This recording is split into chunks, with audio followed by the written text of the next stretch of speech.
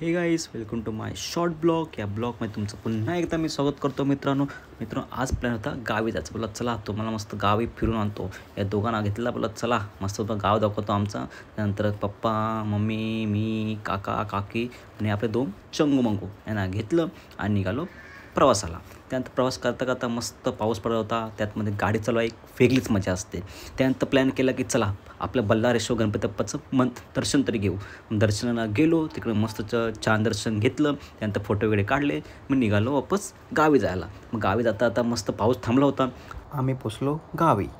हा बोलतो दादा चला आमचं गाव दाखव ना. आम्ही बोललो चला आमचं तुम्हाला गाव दाखवतो. हा याला पहिला हापसे होते. त्याला बोललो थांब हापसे नको हलवू. तर आमच्या गावात असं पाणी नाही. पाणी वेस्ट करू नको. त्याचा पप्पा पाणी भरत होते.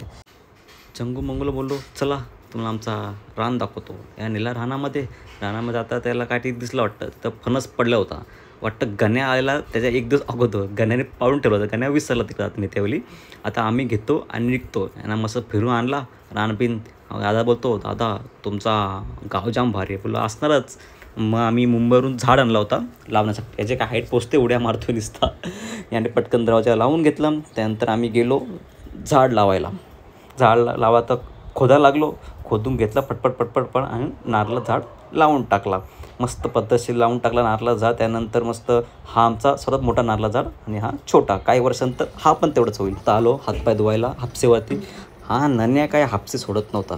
बोलतो मीच हलवणार हापसे. त्यानंतर हातपाय धुतले. त्यानंतर हा दिसतो कुत्राचा पिल्लू. याने आमची घराची पूर्ण वाट लावली होती. हे बघा पडवीमध्ये पूर्ण खड्डे बिड्डे पूर्ण या कुत्र्याने पाळून ठेवले होते.